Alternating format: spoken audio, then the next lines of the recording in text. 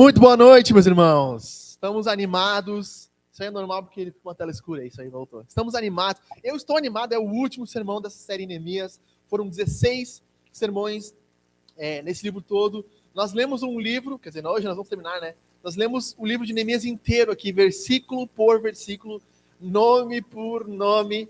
E vocês sabem que foi muitos nomes. Então nós estamos alegres. Eu estou muito alegre de terminar esse sermão aqui com vocês, terminar esse sermão de hoje, o último sermão nessa série de Neemias. Foram 16 ao todo, e para mim foi um tempo sensacional. Quero dizer para vocês que nós vamos ter um pequeno hiato de sermões. O próximo sermão já vai ser um sermão bem bacana. Por que não se tornar membro da Hangar? 10 coisas para você não se tornar membro da Hangar. O próximo sermão já está engatilhado, já está na câmera da arma, é só atirar, está quase pronto. E depois desse pequeno hiato, nós vamos entrar numa série no livro de Tiago, Novo Testamento. Tiago é o livro de provérbios do Novo Testamento. Nós vamos ver como a fé em Jesus, ela pode ser prática para as mais variadas áreas da vida. Serão 12 sermões em Tiago. É um livro menor que Neemias, mas eu vi que precisava ser dividido assim. E nós vamos aprender grandes lições de como a fé pode ser algo prático para a nossa vida diária. Muitas pessoas acham que a fé não impacta o nosso dia a dia. A cultura nos diz que a fé é algo que você faz no domingo, no seu trabalho, na sua faculdade, na sua escola, você não pode manifestar a sua fé. Isso é uma mentira diabólica. A nossa fé cristã em Jesus, ela tem uma prática para o dia a dia, e é isso que nós aprendemos no livro de Tiago. Mas nós não estamos em Tiago, nós estamos em Neemias, então vamos hoje ler o capítulo 13 de Neemias. E o título desse sermão, meus irmãos, do último sermão dessa série, da season finale dessa série, é Como Falhar Miseravelmente na Reconstrução. Como falhar miseravelmente na reconstrução. Nós vimos durante toda essa série de sermões que nós estamos... Qual é o tema principal dessa série? Reconstrução. Deus está reconstruindo o mundo, nós somos seus reconstrutores, e a nossa vida foi, de certa forma, destruída e reconstruída durante toda essa série de sermões. Nós aprendemos muito, muito, muito sobre liderança, sobre mudança de vida, sobre obra de Deus, sobre trabalho. Nós aprendemos variadas coisas. Para você que caiu de paraquedas hoje, aqui nesse sermão, que está nos acompanhando na transmissão também, nós falamos sobre Neemias, esse homem que Deus chamou para reconstruir Jerusalém no 5º século antes de Jesus. Ele tem um chamado, nós começamos falando do coração do reconstrutor, como era o coração de Neemias, quais eram suas aflições, como nós podemos espelhar isso. Falamos sobre planejamento, liderança, oposição, avanço em meia posição, reconstrução de obra. Falamos sobre dinheiro no capítulo 5, falamos sobre espiritualidade no capítulo 8, falamos sobre avivamento no capítulo 9. Nós falamos sobre como preencher uma cidade, capítulo 10 e 11, e falamos semana passada como Deus quer, qual é a forma que Deus vai reconstruir a nossa cidade, principalmente depois da calamidade que nós vimos acontecendo. E o capítulo 13, a cereja do bolo, porque o que vai acontecer aqui? Nós vamos ver como o povo está falhando na reconstrução. Depois de tudo que Neemias fez, depois de todo o seu trabalho, nós vamos ver essas pessoas falhando. Então acompanhem comigo, nós vamos ler do versículo 1 ao versículo 31 do capítulo 13. E nós vamos ter alguns nomes novamente para nos alegrarmos. Vou ler na minha versão NAA. Os estrangeiros são afastados de Israel. Naquele dia, o livro de Moisés foi lido para o povo, e nele achou-se escrito os amonitas e os moabitas, que deveriam jamais entrar na congregação de Deus, porque não tinham ido ao encontro dos filhos de Israel com pão e água. Em vez disso, contrataram Balaão para os amaldiçoar. Vocês lembram de Balaão? O profeta Balaão? Mas o nosso Deus transformou a maldição em bênção. Versículo 3. Quando os israelitas ouviram esta lei, afastaram-se de Israel todos os estrangeiros. Versículo 4. Tobias é expulso do templo. Antes disso, o sacerdote Eliasibe, encarregado dos depósitos do templo do nosso Deus, parente de Tobias, havia cedido para este uma grande sala. Anteriormente, era ali que se depositavam as ofertas de cereais, o incenso, os utensílios e os dízimos dos cereais, do vinho e do azeite, que eram destinados aos levitas, cantores e porteiros, bem como as contribuições para os sacerdotes. Versículo 6. Mas quando isso aconteceu, eu não estava em Jerusalém, porque no 32º ano de Artaxerxes, tente falar isso de novo, Artaxerxes, esse nome é complicadíssimo de se dizer, rei da Babilônia, eu tinha voltado para junto do rei. Mas depois de certo tempo, pedi licença ao rei e voltei para Jerusalém. Ô, Jô, pausa aqui, desliga o 3 aí, o 2 que tá dando esse chiadinho aí.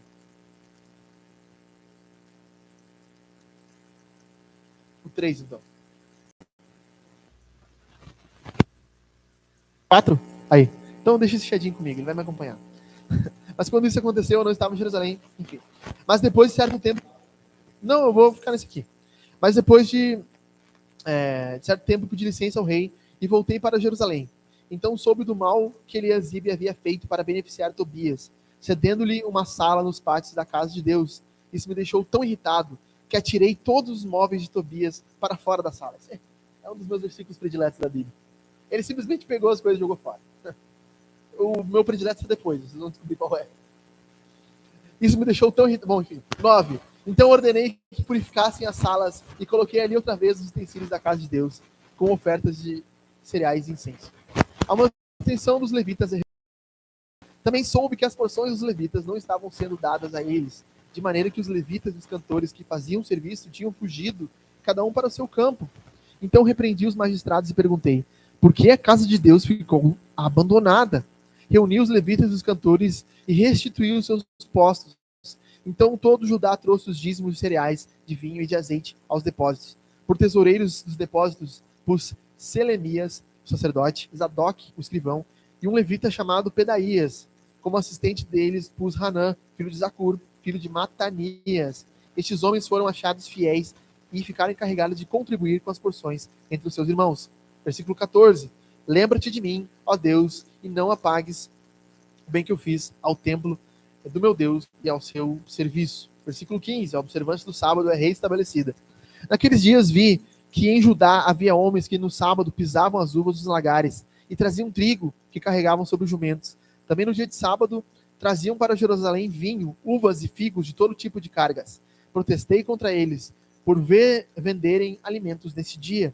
Também moravam em Jerusalém homens de Tiro que traziam peixes e todo tipo de mercadorias, que no sábado vem de Judá e lhes disse: que coisa errada é esta que vocês estão fazendo?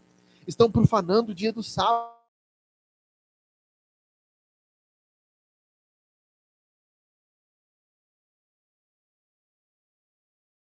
Por acaso os pais de vocês não fizeram o mesmo, levando o nosso Deus a trazer todo este mal sobre nós e sobre esta cidade?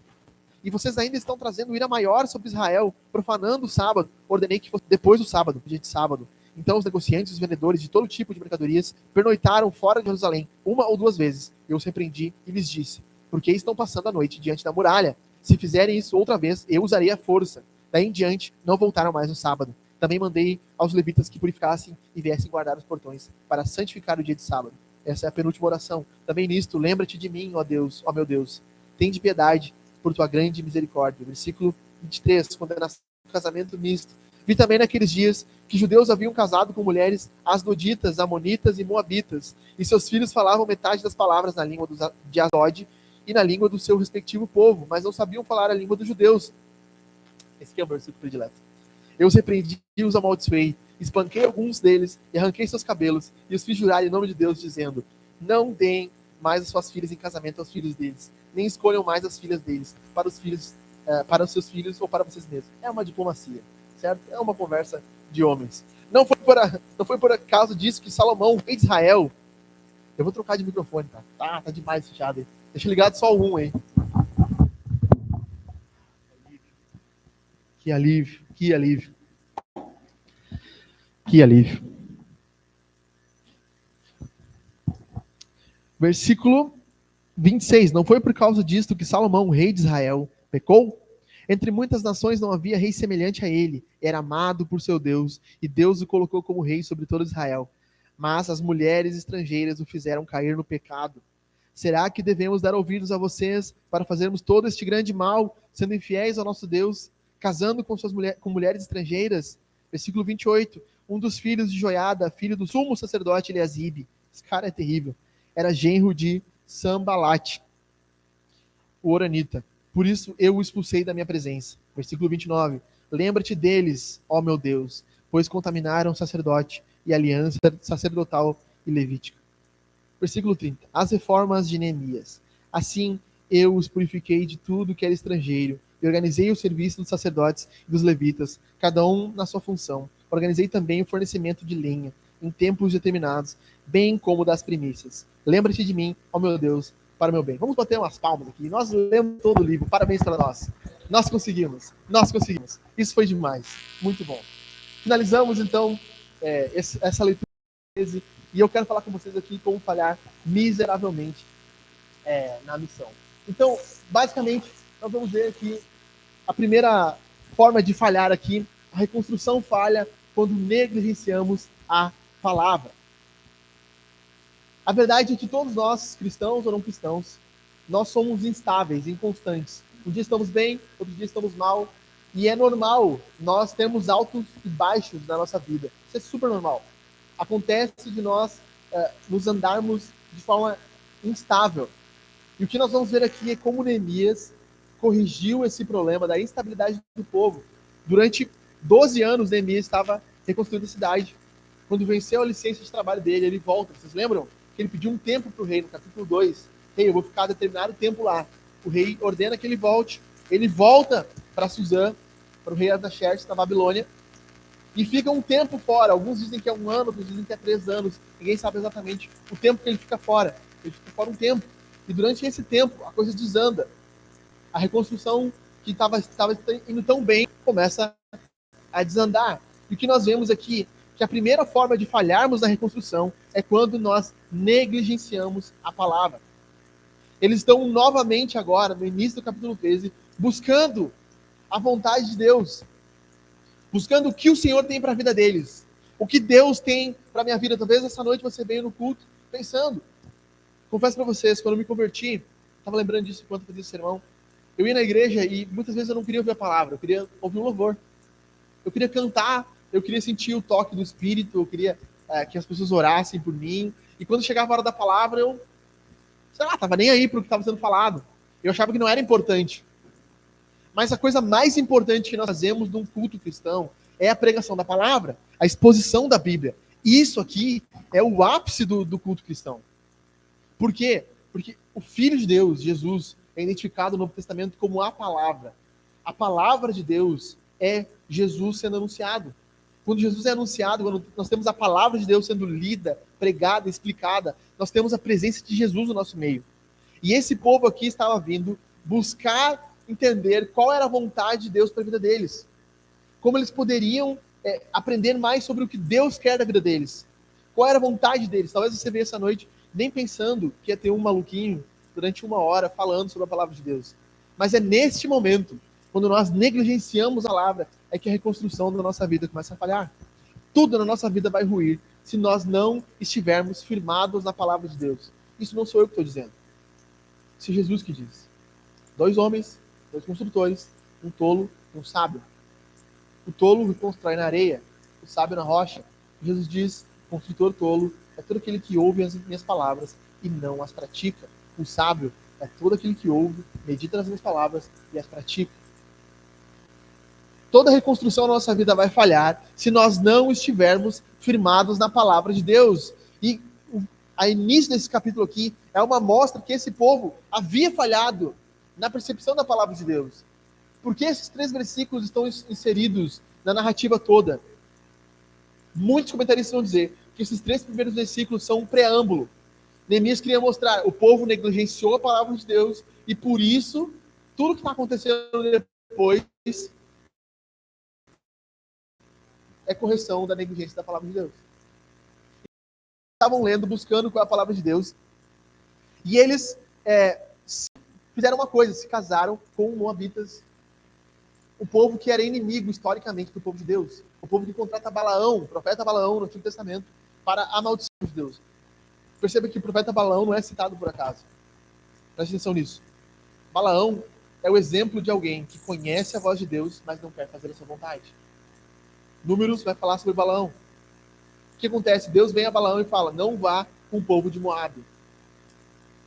Balaão ouve o rei vindo com vários presentes e diz, Deus falou para mim não ir. Mas quando ele se deita na sua cama, ele pensa, cara, tem muito dinheiro envolvido. Então ele fala para o Senhor, Senhor, tem certeza que é para mim não ir? Deus fala para ele, então vai. Faz o que tu quer. Balaão é um sinônimo de alguém que conhece o que Deus tem para ele, mas não pratica. Balaão é o sinônimo de um cristão que sabe o que Deus quer para ele, mas não faz. Aqui nesse caso, Balaão, para o povo de Israel, é o sinônimo de que eles haviam se corrompido e deixado de fazer a vontade do Senhor para fazer a sua própria vontade, que é o que Balaão faz. Muitos cristãos veem a Bíblia como um livro qualquer. Muitos cristãos não estão dispostos a batalhar pela Bíblia, a ler a sua Bíblia. Muitos cristãos não usam a Bíblia mais nesses dias. Nós não temos mais Bíblias de papel nos nossos cultos. Isso é uma tragédia. Sabe, tipo, o celular é um celular. Você pode ligar com ele, você pode acessar o WhatsApp, você pode falar com pessoas, o Instagram. Você pode fazer várias coisas. Mas a Bíblia ainda continua sendo a Bíblia. Você desligou, fechou a Bíblia do seu celular, você não tem mais acesso. Agora, isso aqui é a palavra de Deus. Se você estiver andando na rua com a Bíblia, as pessoas vão ver que você é um crente, que você ama a palavra de Deus. Mas se você estiver andando na rua com o celular assim, as pessoas vão ver que você está no celular. Tem alguma coisa contra o celular, pastor? Não, nada. Nada contra. Só que eu prefiro a Bíblia de papel. Simples. Só isso. Muitos cristãos veem a Bíblia como qualquer outro livro, como um aplicativo que está no celular, que acessam junto com o Instagram. E poucos cristãos têm essa Bíblia folhada, marcada. Sabe por quê? Vamos ser bem sinceros. Nós não lemos a Bíblia porque nós não queremos. Ponto. Ponto. Nós não lemos a Bíblia porque nós não queremos descobrir qual é a vontade de Deus para nós. Ponto. Nós não lemos a Bíblia porque nós queremos viver do nosso jeito. Ponto. Mas todo cristão de verdade, ele vai ter um relacionamento profundo com a Bíblia.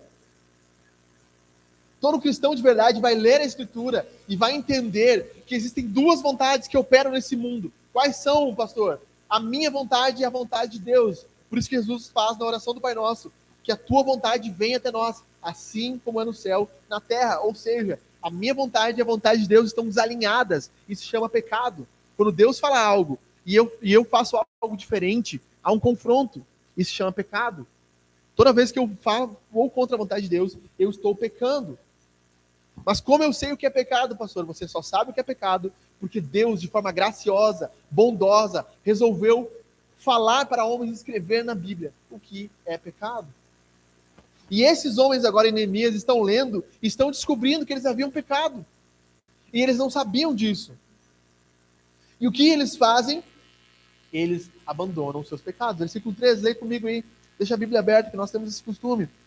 Quando os israelitas ouviram esta lei, afastaram-se de Israel todos os estrangeiros. Não é só, escuta isso, pelo amor de Deus, não é só teologia, não é só Wayne Gruden, Barkoff, Frank Turrett, não é só você ter um diploma de teólogo. É isso aqui mudar a tua vida. Eles leram aquilo ali, eles viram que eles estavam errados, o que eles fizeram? Mudaram. Cara, é algo bizarro de simples. Eu estou errado, o que eu faço? Eu mudo. Eu abandono o meu pecado. Eu abandono o meu erro. Mas nós não lemos a Bíblia. Agora, escute isso aqui. Nós não sabemos a vontade de Deus, nós não lemos a Bíblia. Agora, um estudo americano, Center for the Bible, diz que ler a Bíblia de forma regular pode mudar a sua vida. Se você lê a Bíblia acima de 3 vezes na semana, ou seja, 4 vezes na semana, escute esses dados. Sentimento de solidão e de tristeza cai 30%. Problemas com raiva caem 32%. Amargura em relacionamentos, casamentos quebrados, filhos, amigos, caem 40%. 57% menos chance de problemas com álcool e outros vícios.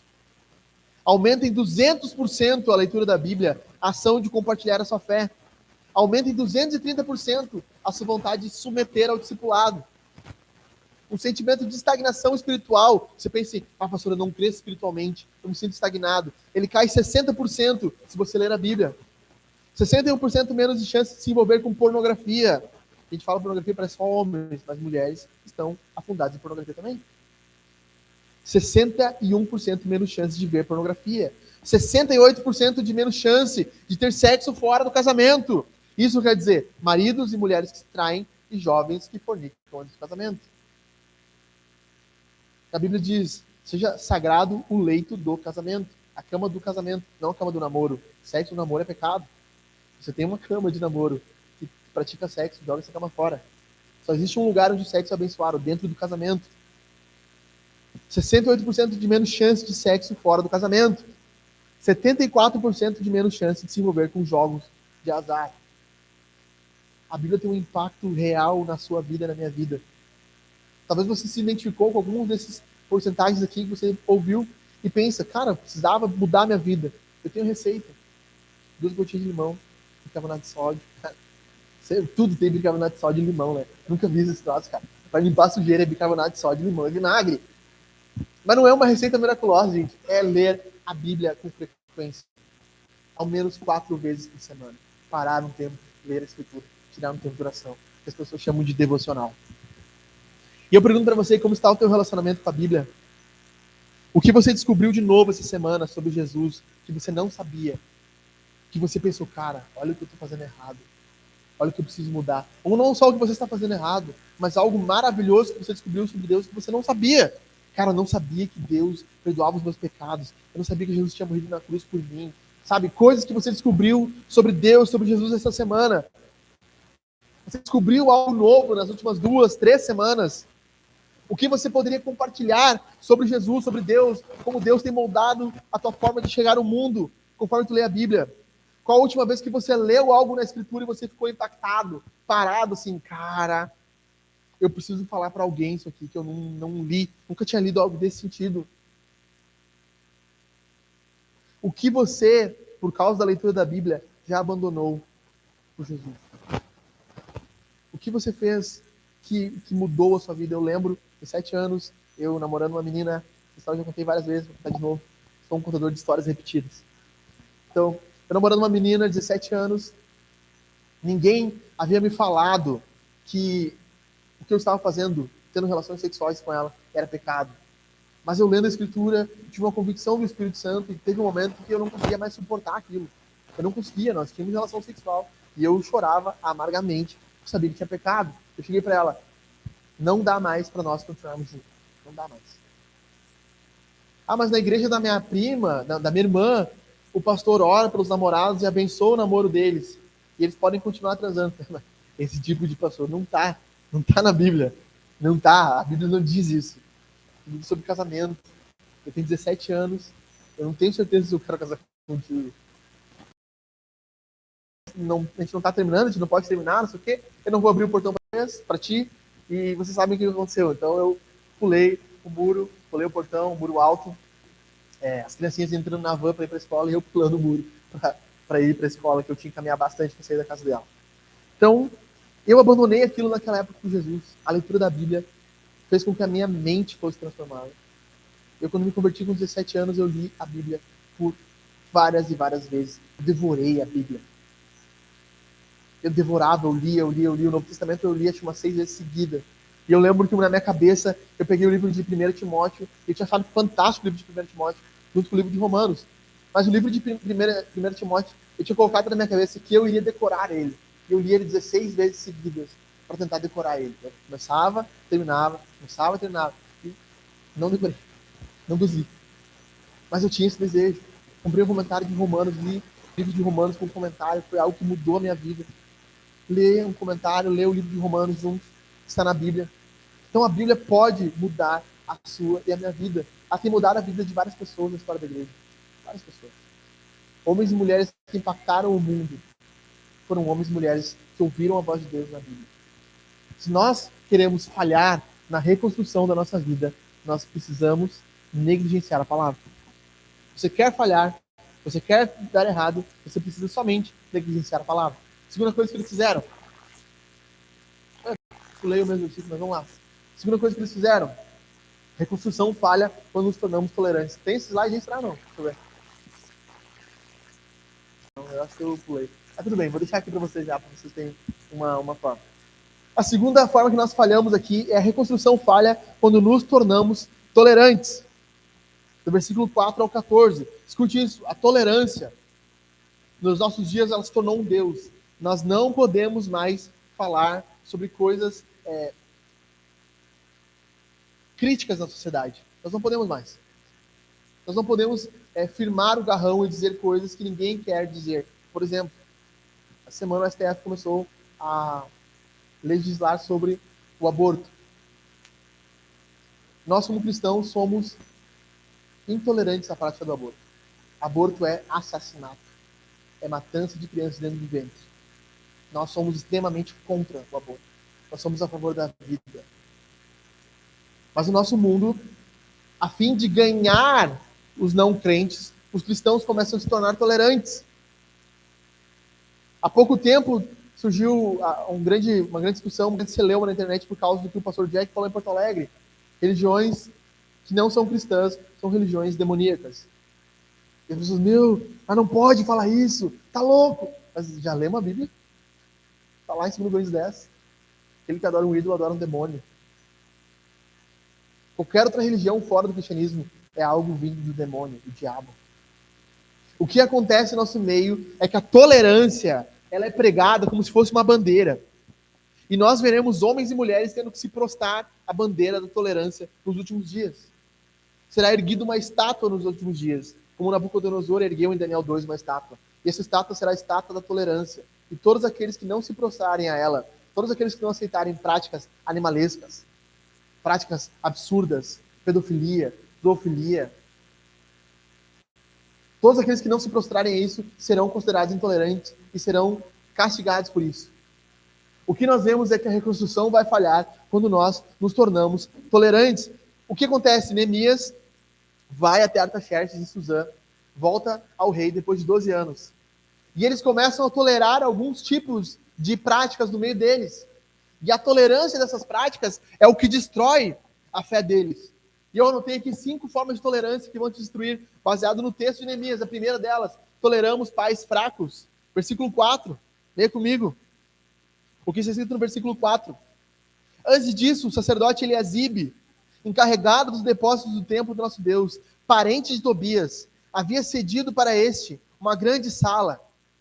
Anteriormente era ali que se depositavam as ofertas de cereais, o incenso, utensílios e os dízimos de cereais, do vinho e do azeite, que eram destinados aos levitas, cantores e porteiros, bem como as contribuições dos sacerdotes. O que está acontecendo aqui? Este homem Eliasibe, ele vai ser citado mais uma vez, esse homem é um lixo! Ele é um lixo. Porque ele pega a filha dele e dá em casamento para Tobias, que é um homem de fora do seu povo. Eu não sei se está entendendo a indignação que eu tenho aqui. Por quê? Porque Eliasibe é o sacerdote. Ele é o cara da palavra. Ele é o cara que as pessoas vêm perguntar, e o que Deus tem para mim? Ele é o cara que tem que aprender a manejar isso aqui. Ele é o cara que entrega a própria filha para um lixo que nem Tobias. E ele torna um lixo de pai. Nós temos pais lixos no nosso meio. Pais que não protegem os seus filhos. Pais que não protegem as suas filhas e seus filhos de abusadores. Pais que não protegem seus filhos de pornografia fácil. Meus irmãos, pelo amor do bendito nome de Jesus, 5 minutos no TikTok. 5 minutos no TikTok. Você vai ver o lixo que é aquilo. Nós, como pais, não podemos tolerar que os nossos filhos tenham acesso àquilo ali. Não tem como. Não tem como. Coração. Vocês já viram isso aí, né? É um milho. O que é isso, cara? Isso aí ainda é a nata do TikTok. É a nata. Nós não podemos deixar os nossos filhos entregues nas mãos de ímpios, nas mãos de professores, nas mãos de ideólogos nas faculdades, que vão minar e destruir a fé dos nossos filhos com mentiras, doutrinas diabólicas. Você manda uma criança para a faculdade hoje em dia, você acha que ela vai estudar, ela volta 5 anos depois, uma franjinha aqui em cima, com os pelos no sovaco pintado, dizendo que é feminista agora. Ah, eu sou feminista! Tira os peitos para fora. Aí tem o feministo também, né? É o babaca.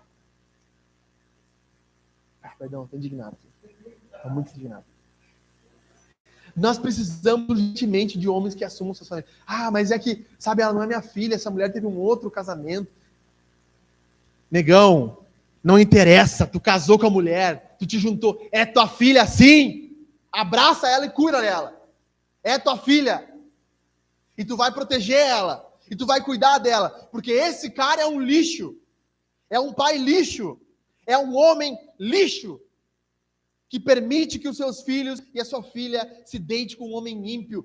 Tobias, para quem pegou lá do início ao fim. Cara, Tobias é um cara bom ou mal? Vamos lá.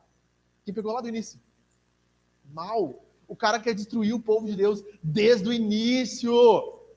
Desde o início, esse maldito está tentando matar Neemias, está tentando destruir a obra, está tentando destruir Jerusalém. O que o sacerdote faz? O sacerdote entrega o filho na mão, a filha na mão do cara. Aí eu estava numa igreja, aqui em Lajeado, quando eu me converti, e eu falei para o pastor, eu vejo os meus irmãos aqui, eles não leem a Bíblia, pastor, eles não oram. Sabe, durante o culto o senhor está pregando, ele está falando, e a pregação era ruim, entre parênteses, mas eles dormiam ali, sabe, dormiam no meio do culto e tal, e as Bíblias caíam no chão, e o pastor não fazia questão. E ele falou assim, mas é que eu não tenho o que fazer. Então sai! Sai!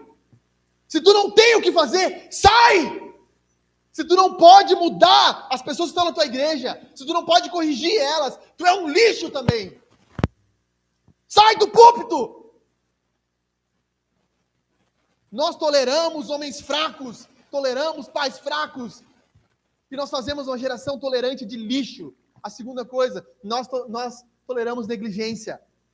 Neemias sai para Suzã, e Neemias, ele faz uma questão de se meio que justificar. Isso aconteceu porque eu saí do povo. Cara, Neemias colocou líderes, colocou homens fiéis, e esses caras, eles permitiram que a visão de Neemias para a reconstrução fosse perdida. O líder é importante. O líder é importante. Mas as pessoas que lideram juntos são tão importantes quanto. Nós não podemos permitir que, para a saída de um líder, um tempo fora, um tempo de férias, nós não podemos permitir que no meio do povo existam pessoas que vão negligenciar a visão que nós temos para a reconstrução, com a visão que nós temos para a igreja Angara aqui. Falando para vocês que são membros. A visão que nós temos aqui. Fazer Jesus conhecido e amado por todas as pessoas em todos os lugares. Nós queremos espalhar Jesus, nós queremos avançar na missão. Nós somos uma igreja bíblica. Estamos no evangelho que é relevante para os dias. Nós nos comunicamos de forma contemporânea, por isso que aqui é preto. Se nós estivéssemos no interior de Colinas, aqui ia ser branco. Tudo iluminado. O culto ia ser às 6 da manhã. Nós ia tocar um sino lá Mas nós estamos no meio da cidade, nós estamos na área urbana. Sabe, eu quero café escuro, a luz baixa. Não é tão chinelão assim, nem tá aqui, né? Nós vamos melhorar isso aqui. Mas o ambiente é assim. A nossa sociedade hoje é assim que as pessoas entendem comunicação. É tudo visual. Aí chega uns caras, não, mas eu acho que não tem que ser assim, eu acho que tem que ser assim, tem que ser diferente. Nós não podemos permitir isso no nosso meio. Não podemos. Nós temos uma visão, uma forma. Nós sabemos o que nós queremos ser. Sabemos onde nós queremos ir. As pessoas que se juntam a nós precisam se juntar à nossa visão, à nossa forma de fazer igreja. E o que acontece? Neemias sai durante um período e os caras perdem a visão. E nós toleramos isso no nosso meio. E essa tolerância custa caro. Nós toleramos maldades, versículo 7 ao 9. Neemias está indignado aqui. Ele está indignado. Ele fala do versículo 7 ao 9. Lê comigo. Então eu soube do mal que Eliasibe havia feito para beneficiar Tobias, cedendo-lhe uma sala nos pátios da casa de Deus. Cara, eu pergunto, não teve ninguém, não teve nenhum homem que chegou para Eliasibe e falou assim, meu, não dá, negão. Isso aí não dá, não. Não dá. Você é meu amigão. Eu te considero. Vai tá botando o cara dentro do templo, meu. Isso aqui nem vocês moram aí dentro, meu. Tá louco? Não dá, Eliasibe. Bando de cagão. Bando de homem fraco. Bando de homem frouxo. Mas o pastor pode falar isso? Pode, tem que falar. Porque se não fala, os pastores têm prazer em ter homens fracos na igreja, porque eles fazem essas cagadas e ninguém vê. Eliasibe, ele domina o povo. Ele faz as cagadas, ele comete o pecado e não tem nenhum homem para botar a mão no peito dele e falar, cara, deu, Eliasibe, não dá, meu. Cara, tu avacalhou, meu. Não tem, meu. Não tem. Ó, tu tá avacalhando, meu. Isso aí não dá para fazer. Ah, tu quis entregar a tua filha? Azar é teu, mas, negão, acabou, meu. No tempo, não. Não tem como. Homens que toleram maldade são veneno nos nossos dias. Quantas maldades são feitas no nosso local de trabalho? Quantas pessoas levantam bandeiras de ódio contra o cristianismo? Falei ontem aqui com o pessoal da reunião do grupo base. Davidson, jogador do Cuiabá. O cara se converteu há pouco. Esse dia estava orando por uma criança na arena. Os caras no Twitter estavam zombando dele. Aí que ridículo, o cara orando, não sei o quê. Aí agora, nesse jogo passado, ele tava lá discutindo com o jogador, conversando com o jogador, e falando assim, cara, tu jura diante de Deus que tu não fez isso? E o cara assim, não, eu juro, eu juro. E os caras no comentário do Twitter é o esgoto da internet. Os caras no comentário no Twitter lá, ah, que ridículo esse cristão. O mundo é assim, caras. O mundo é assim. No seu ambiente de trabalho, enquanto você estiver sendo cristão, você vai estar propagando a fé na sua faculdade, na sua escola, vai ter pessoas rindo de ti. Convém a ti tolerar essas maldades ou não? Como não tolerar? Se posicione. Man, não fala assim sobre Jesus, cara. Você vai passar conta essas palavras. Ah, mas eu não acredito em Jesus. No inferno não tem mais nenhum ateu. Não tem mais ateu. No inferno os caras estão sabendo que Jesus existe. Pregue o evangelho. Fale contra as maldades. As pessoas estão falando abertamente a favor do aborto, abertamente a favor contra a família tradicional, que não é tradicional, padrões de família que a Bíblia apresenta. Nós não podemos tolerar quatro formas que a tolerância vai destruir desprezo. Toleramos desprezo por Deus. O que acontece? Os caras não estão desprezando só Neemias, não só desprezando o templo, eles estão desprezando Deus. O templo é algo sagrado. O templo é onde Deus se manifestava para o povo naquele tempo. E eles toleraram que as salas do templo fossem utilizadas por um ímpio. Toleraram que Eliasibe desmandasse do templo. Nós toleramos desprezo por Deus no nosso meio. Pessoas que não amam Jesus. Falsos cristãos que estão no meio da igreja. Nós toleramos isso. Quantos cristãos que nós já vimos, pessoas que se dizem cristãs, professas, mas não são cristãs, não amam Jesus, e nós achamos que é normal no meio da igreja. Aí o cara diz, não, mas pastor, tem a parábola do joio e do trigo, e Deus é quem vai lidar com o trigo. Ah, mas lê direito, meu irmão. O campo é o mundo, não é a igreja. O campo é o mundo. No mundo, Satanás pode botar os joios no meio do trigo, mas dentro da igreja não. É só trigo. Só se torna mesmo que é cristão. E vai ser assim sempre. A Bíblia manda fazer dessa forma. Nós toleramos desprezo por Jesus e por Deus. Quinta forma, nós toleramos frieza espiritual, por isso que nós falhamos na reconstrução. O versículo 14 é uma oração de Neemias. Neemias ora. Cara, eu imagino, eles estão no meio do sacrifício, começam os barulhos de móvel voando. É Neemias, enlouquecido. Bum! Jogando os móveis do cara para fora. Com raiva, ele diz, eu fiquei muito irado. Eu vi aquilo ali, eu me indignei. O que o cara vai fazer no meio da indignação? A maioria dos homens, quando ficam indignados, partem para agressão, né? Neemias ora. Ele ora. Não, peraí. Preciso orar.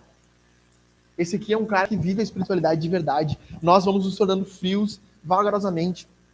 Warren Wiersbe escreve no seu comentário o seguinte: é da natureza do fogo se apagar, bem como é da natureza da nossa vida espiritual tornar-se fraca, se não alimentarmos ela.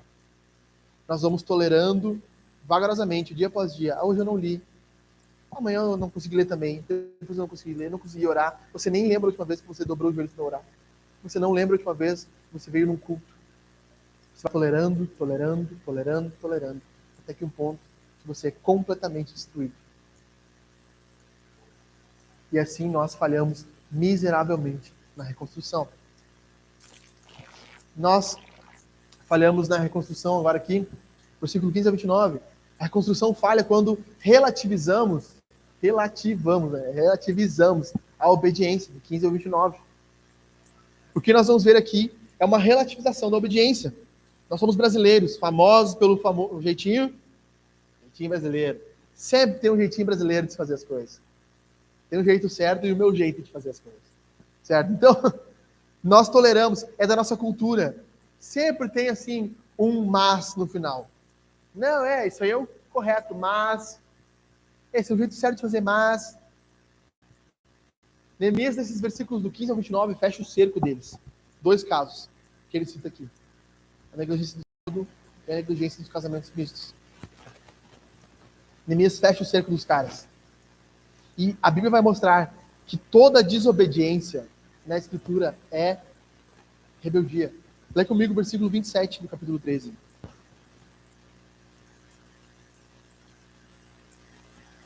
Toda desobediência é infidelidade a Deus. Versículo 27. Lê para nós aí, Mário, tu que está com uma Bíblia boa. Lê em alta voz para nós. Versículo 27.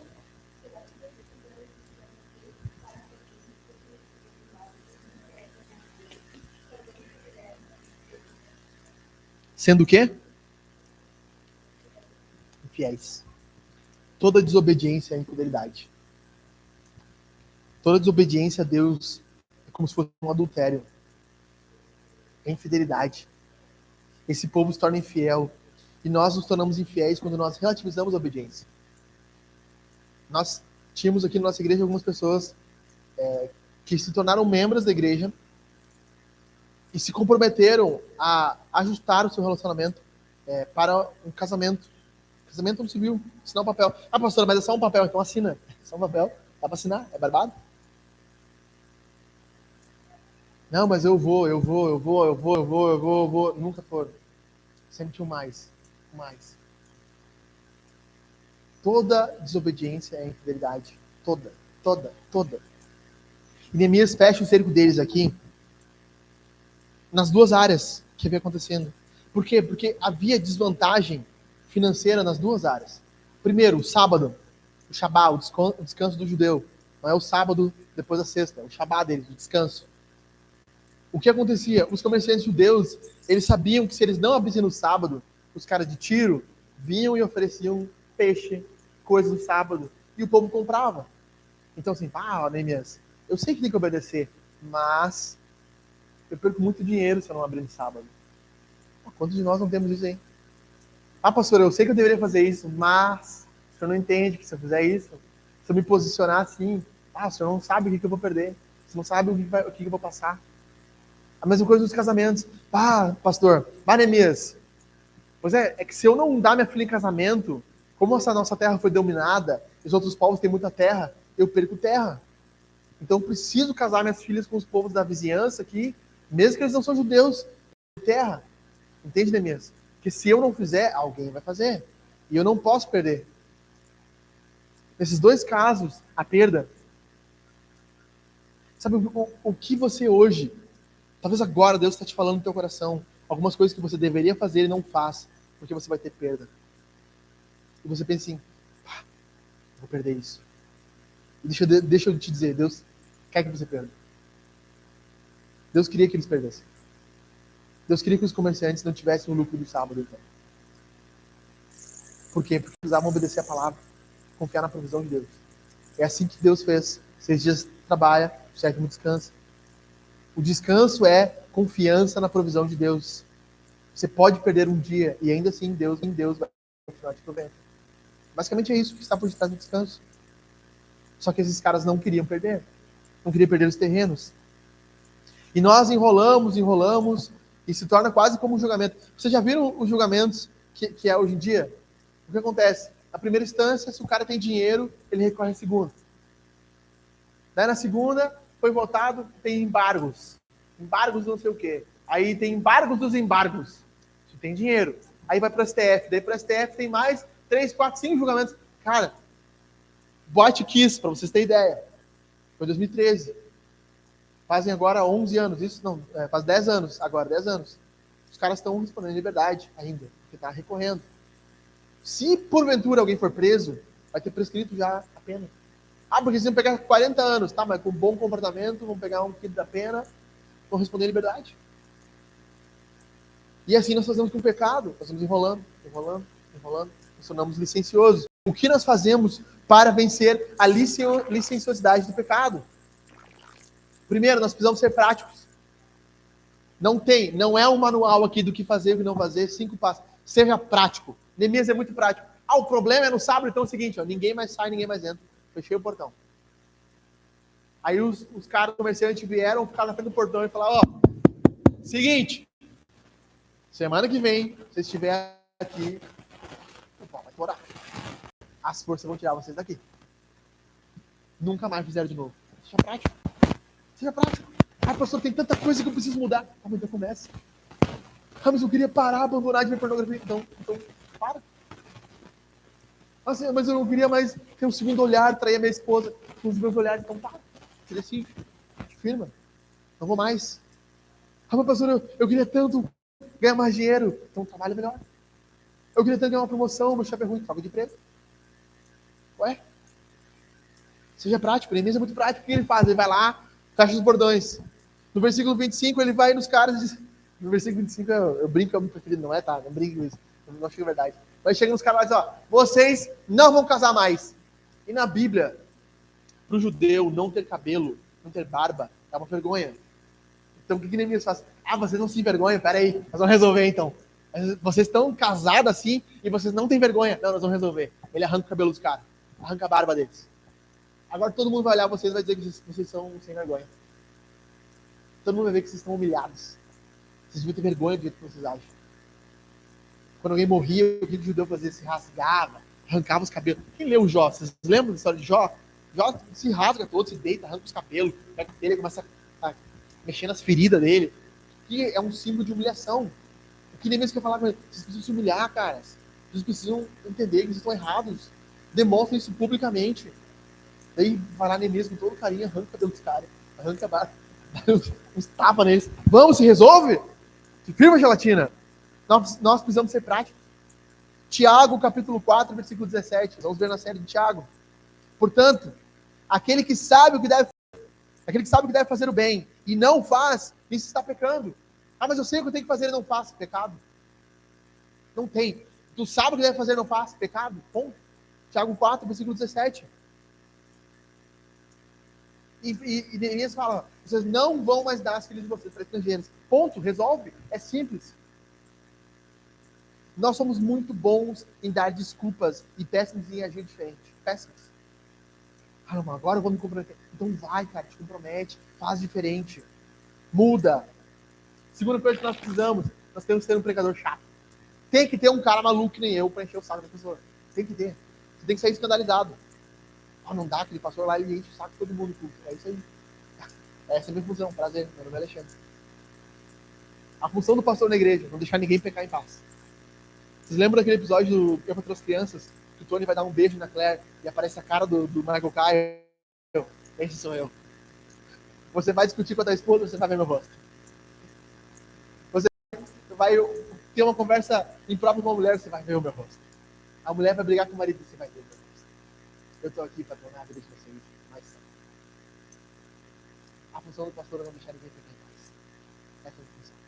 Eu fico feliz com isso. Neemias é um pregador chato. Sabe por quê? Porque Neemias ele vai ali para os caras e fala o seguinte: ó, vocês lembram na Bíblia o que aconteceu? Vocês lembram da história do nosso povo? Deixa eu falar para vocês. Eles foram deportados para a Babilônia porque não respeitavam as leis de Deus e não respeitavam o sábado. Vocês querem o mesmo? É isso mesmo? Aí ele chega para os caras que estão com casamento ilícito. Vocês lembram de Salomão? Mas onde é que ele está lendo isso? Na Bíblia! Ele é um pregador chato. Ele está com a Bíblia e diz assim, ó, Salomão fez a mesma coisa. E vocês estão no mesmo caminho. Tem que ter um cara chato abrindo a Bíblia, versículo por versículo, e dizendo assim, ah, mas a Bíblia não diz isso, meu irmão. Ah, mas eu acho. O que tu acha não importa. O que a Bíblia diz é o que importa. Mas que chato, pastor. Mas eu sou mesmo. É assim que as coisas funcionam. Eu sou chato. Nós precisamos de um pregador chato. Nós precisamos de pregação. Nós precisamos da exposição da palavra. Deus tinha um filho. Ele mandou ao mundo. O que Jesus mais fez durante o tempo dele de ministério? Pregou. O que ele mais fez foi pregar e ensinar. O que ele mais fez foi isso. João diz, olha, se tivesse que escrever tudo que esse homem falou, não tinha livro no mundo que ia caber. Não tem como, o cara falou demais. O Evangelho de Mateus são 4 grandes ensinos. O Sermão do Monte, nós pregamos todo o Sermão do Monte na igreja, deu 27 sermões. Jesus pregando uma montanha para os caras. Nós vemos, a pregação na Bíblia é muito importante. Neemias sabe disso, Jesus era um pregador. Nós precisamos de pregadores. Nós precisamos da pregação. Por quê? Por quê? Romanos 10, versículo 17. E assim a fé vem pelo ouvir, e o ouvir da palavra de Cristo. Se eu quero que você tenha mais fé em Jesus, se você quer que o seu colega tenha fé em Jesus, seu marido tenha fé em Jesus, se você quer que sua mãe se converta, seu filho se converta, você precisa fazer ele ouvir a palavra de Deus. A melhor forma de evangelismo, está aqui, falou meu Francisco, que estou no hospital, sabe o que está acontecendo? Qual a melhor forma? Dá uma Bíblia pro cara. Lê, meu filho, lê a palavra. A fé vem pelo ouvir, mas eu não creio, vai ler a Bíblia. Lê. Ouve a palavra de Deus. Te expõe ao sacramento da palavra. A Bíblia tem a resposta para o seu e o meu dilema. A Bíblia não foi escrita para nós, mas ela serve para nós.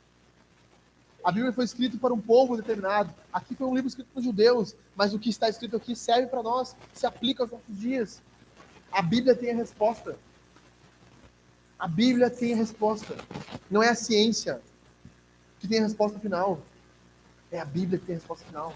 É Deus que tem a resposta final. Terceira coisa que nós precisamos estar dispostos. Seja disposto a perder. Seja disposto a perder para ganhar. Versículo 28. Vem comigo. Estou acabando, meus irmãos. Está acabando Neemias. Que alegria. Versículo 28. Um dos filhos de Joiada, filho do sumo sacerdote Elisíbio. Aí, cara, né, de novo. E era genro de Sanbalat. Então, imagina. O cara não só deu a filha dele para Tobias, mas como o filho dele para Sanbalat, cara. Outro inimigo. O cara é campeão, né? A próxima vez ele pede música no Fantástico. E é 3, aí não tem como. Então ele era genro de Sanbalat, o Horonita. Por isso eu expulsei da sua presença. Imagina Neemias tendo que fazer isso aqui, cara.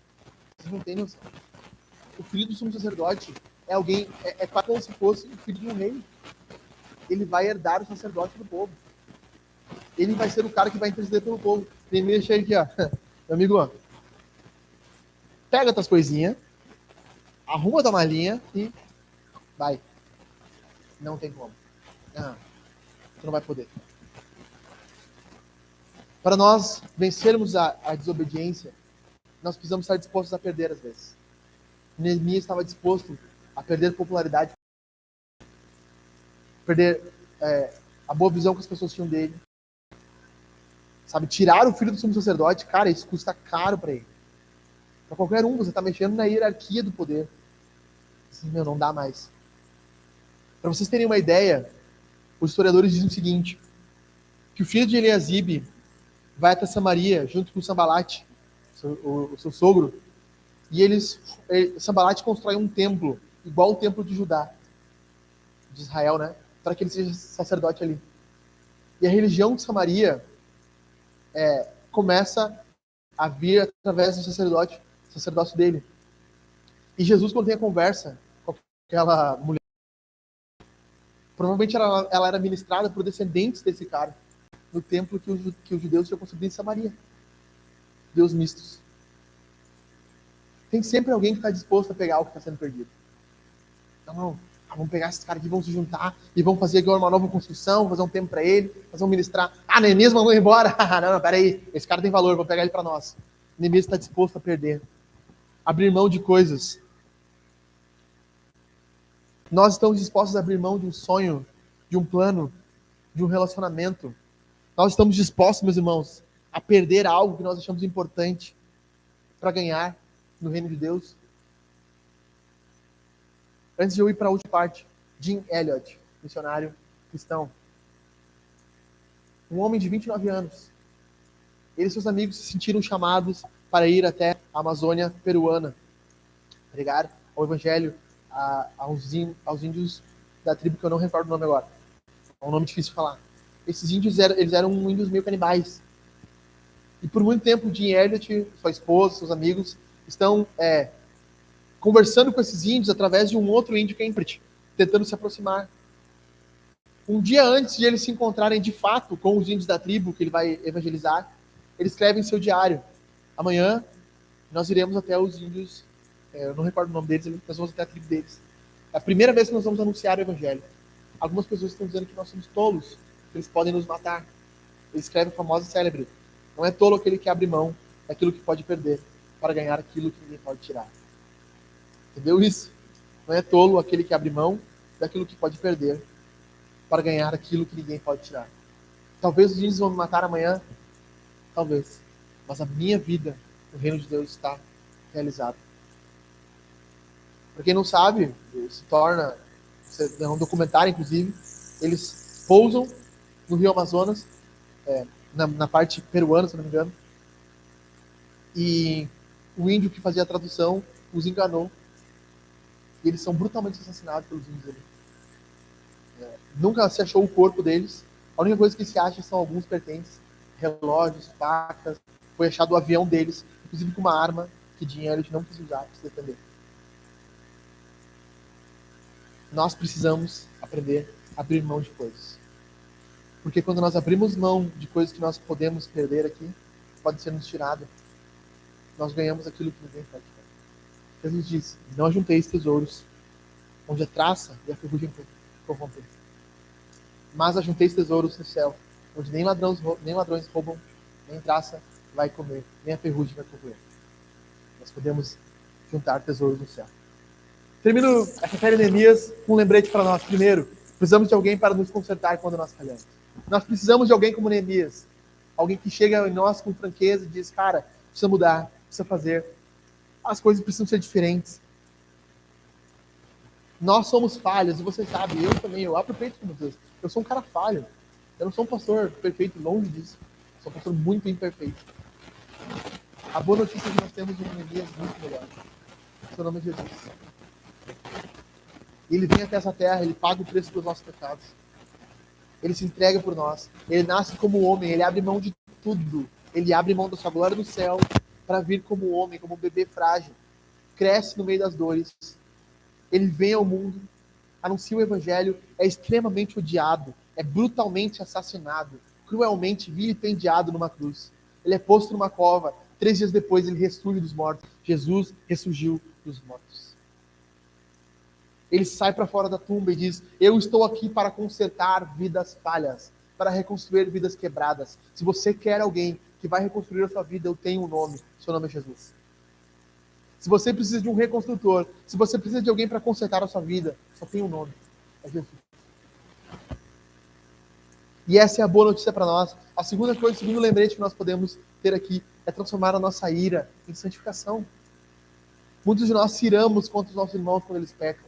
Se iramos com situações que blasfemam o nome de Deus. O que nós temos que fazer nesse momento? Transformar isso em santificação. Orar. Clamar a Deus. Ir até o nosso irmão em amor, corrigir o seu pecado. Assim como Neemias aqui está corrigindo o pecado desse povo. Mostrando para eles: vocês estavam fazendo assim, façam diferente. Vocês negligenciaram a palavra, amem a palavra. Pensei uma coisa: o que deixaremos de legado? Versículo 31 de Neemias 13. Como encerra Neemias 13? Eu acho lindo isso. Lembra-te de mim, ó meu Deus, para o meu bem. Neemias escreve isso porque outras pessoas leriam todo esse diário deles, que é o diário de Neemias. Neemias queria ser lembrado por algo que ele fez nesse mundo. O que nós vamos deixar para os nossos filhos? Como será os nossos netos? Como serão os nossos netos? Serão melhores ou piores do que nós vivemos? Como vai ser a nossa casa depois de nós? Como vai ser os nossos filhos? Como vai ser o nosso mundo, o nosso bairro, a nossa cidade? Como vai ser a nossa rua? Como vai ser o nosso casamento? Qual é o legado? Como vai ser a minha sala de aula, meu ambiente escolar, minha faculdade, meu trabalho, depois de eu estar ali? Lembra-te de mim, meu Deus. Todo o bem que eu fiz. Nós precisamos entender que tudo que nós fazemos deixa uma marca nesse mundo. Boa ou ruim. E muitos de nós estão deixando uma marca ruim. Mas nós não queremos mais isso. Por isso nós precisamos nos levantar nesses nossos dias. Deus está reconstruindo o mundo. O Evangelho é poderoso para mudar vidas. Jesus está alcançando pessoas nessa cidade, está nos usando para isso. Amém? Nós podemos mudar a história do nosso vale. Nós podemos reconstruir uma cidade dentro dessa cidade. Nós podemos reconstruir uma igreja, reconstruir um povo que é Deus, que honra. Fique de pé, nós estamos encerrando aqui. Nós vamos encerrar esse culto. Tudo que nós ouvimos aqui, nós vamos cantar. Nós vamos cantar a Jesus. Nós vamos cantar a música 3, depois a música 1. Enquanto nós estivermos cantando, eu quero que você venha à frente, pegue a ceia. Se você é batizado,